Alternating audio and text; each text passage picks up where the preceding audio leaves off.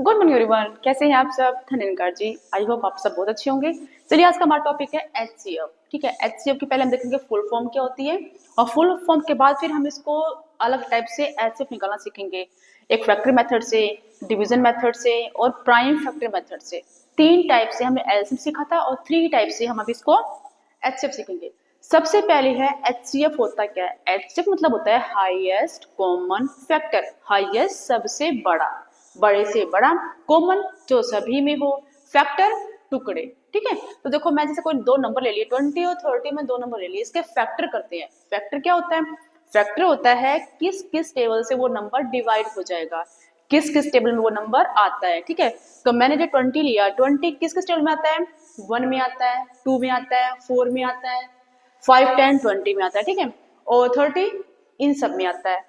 तो अब हमें देखो कॉमन की बात की जाए तो 1 भी कॉमन है, 2 भी कॉमन है, 5 भी कॉमन है और 10 भी कॉमन है। तो बात क्या की गई है? हाईएस्ट। तो हाईएस्ट कौन सा है? 10। इसके बाद कोई कॉमन फैक्टर हमारा नहीं है, तो हमारा इसका एचसीएफ क्या हो गया? 10। तो हमारा इसका एचसीएफ क्या हो जाएगा? हमारा इसका एचसीएफ हो जाएगा इसका 10। ओके, तो ये हमारा होगा कॉमन फैक्टर। फैक्टर करना पहले नंबर्स के, उसके बाद उनसे कॉमन ले लेना। क्लियर? अब देखो अगर हमें प्राइम फैक्टर से निकालना आ जाए, एग्जाम में प्राइम फैक्टर से भी आता है, डिवीजन मेथड से तो खैर नहीं आता है, लेकिन फिर भी कई बार क्वेश्चन आता है लोअर क्लासेस में। अगर बच्चों को करना है, छोटे क्लासेस हैं, 6, 7 के बच्चे हैं, 8 के बच्चे हैं, तो उनके एग्जाम में अक्सर दे देते हैं कि डिवीजन मेथड से इसको करके दिखाओ। तो मैं आपको डिवीजन मेथड से दिखाती हूँ। पहले दिखाती हूँ प्राइम फैक्टर मेथड से। ठीक है, तो प्राइम फैक्टर मेथड है, हमने इसके अगर इसके प्राइम फैक्टर मेथड क्या होता है? प्राइम से टुकड़े करना, प्राइम नंबर ही आने चाहिए टुकड़ों में यहाँ पे।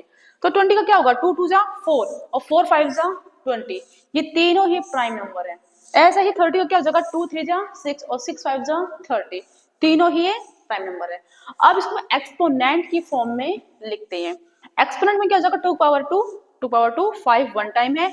मैंने यहाँ 3 पावर 0 क्यों लिखा है? देखो यहाँ 3 पावर 0 मतलब 1 ही होता है, सिर्फ ये दिखाने के लिए कि अगर यहाँ 3 है, यहाँ भी 3 है, तो जो लोवेस्ट पावर है वो कौन सी है और हाईएस्ट है वो कौन सी है। सिर्फ एक दिखाने के लिए, आपको समझाने के लिए, अदरवाइज का कोई रोल नहीं, आप नहीं भी लिखेंगे तब भी बात वही की वही है, इसको सिर्फ समझाने के लिए। ठीक है, तो देखो 3 पावर 0 लिख दिया। अब 3 0 है, यहाँ पर फैक्टर किया तो 2 वन टाइम है, 3 वन टाइम है, 5 भी वन टाइम ही है। अब एचसीएफ में हम जिसकी पावर लो होती है, कम होती है, लीस्ट पावर होती है, उसको हम कॉमन निकालते हैं। तो यहाँ 2 के बाद 2 है, यहाँ 2 1 है, तो हम क्या लिखेंगे? ओनली 2 लिखेंगे, 2 पावर 1। ठीक है, मल्टीप्लाइड। यहाँ 5 1 है, 5 1 है, सेम है, तो हमारा 5 का 1 हो जाएगा, मल्टीप्लाई। 3 0 3 1 कौन छोटा है? ये छोटा है ना, तो हम लिख लेंगे 3 की 0। अब इसका मतलब ये 1 होता है, तो हमें लिखा और ना लिखा बराबर हो गया। ठीक है, तो इसका मतलब क्या हो? 2 1 जा 2, 5 जा 5, 2 5 जा 10, 2 5 जा 10, तो 10 हमारा, इसका मतलब क्या हुआ? इसका मतलब 1 ही हुआ ना, 10 1 जा 10, तो हमारा इसका एचसीएफ आ गया 10। क्लियर? तो ये हमारा हो गया प्राइम फैक्टर मेथड से। आप कुछ नहीं करेंगे, इसके फैक्टर करेंगे और उसका एक्सपोनेंट या पावर लगा देंगे, और जो पावर कम होगी दोनों में उसको हम बाहर निकालेंगे। एलसीएम में क्या होता है? एलसीएम जिसकी पावर हाई होती है, जिसकी पावर हाई होती है, दोनों में उसको हम बाहर निकालते हैं। ठीक है, तो इनमें से हम जो लो है 2 की 2 है, 2 की 1 है, तो 1 बाहर, क्योंकि हमें हाईएस्ट कॉमन फैक्टर निकालना है।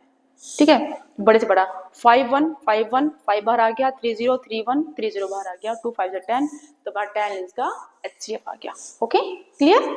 Thank you. चलिए अब इसको देखते हैं डिवीजन मेथड से कैसे करते हैं। ठीक है, अब इसमें देखते हैं डिवीजन मेथड से कैसे करते हैं। तो चलिए इसी हम दोनों नंबर यही ले लेते हैं, इसे करते हैं डिवीजन मेथड से। तो हमें दिया हुआ है 10 और 20, डिवीजन मेथड।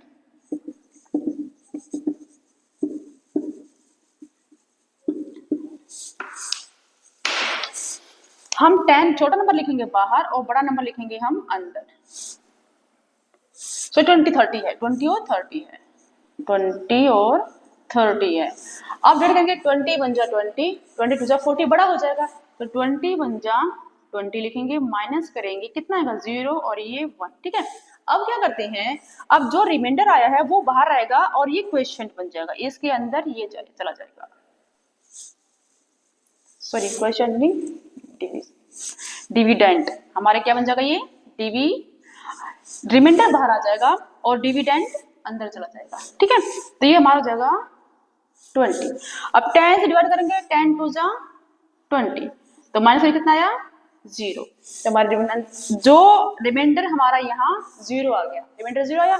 अब जो नंबर यहाँ का होता है ना, यहाँ का, वो हमारा एचसीएफ कहलाता है। जिस नंबर से डिवाइड करने पर रिमाइंडर आ जाए 0, वो नंबर हमारा एचसीएफ होता है।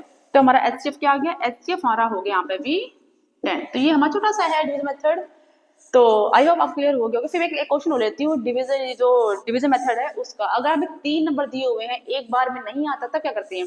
मान लो एक हमें नंबर 40 दिया हुआ है, सपोज कि हमारे पास एक नंबर 40 दिया हुआ है, 40 और है, तो 40 है, जिस जहां पर यह 0 आया था वहां से हम इसको अगेन 10 से करेंगे। 10 4 जा 40, तो अगेन हमारा क्या आ गया 10 ही आ गया। जब तक यहाँ रिमाइंडर हमारा 0 नहीं आता है तो हम इसको यहाँ लेते रहते हैं। फिर जो सपोज किया हमारा यहाँ पर 2 आया, तो अंदर जो ये है वो हमारा ये अंदर आ जाएगा। सपोज किया यहाँ 2 आता है तो ठीक है, तो 2 फिर डिवाइड करेंगे। जब तक हमारा आंसर रिमाइंडर नहीं आता उसको हम रिमाइंडर को बाहर और इसको अंदर लिखते रहते हैं। ठीक है, तो क्लियर हो गया होगा आपको। तो हमारा ये जो पहले जो रिमाइंडर था, जो हमारा डिविजन था, वो हमारा डिविडेंड बन जाता है यहाँ पे आके। क्लियर। तो ऐसे ही प्रोसेस चलता रहता है जब तक हमारा रिमाइंडर 0 ना जाए। और रिमाइंडर 0 तो खरा आता ही आता, चाहे लास्ट में 1 ही क्यों ना आए। यहाँ पर चला माया भले यहाँ पे 1 ही क्यों ना आए, लेकिन हमारा उसका एंड होता ही होता है।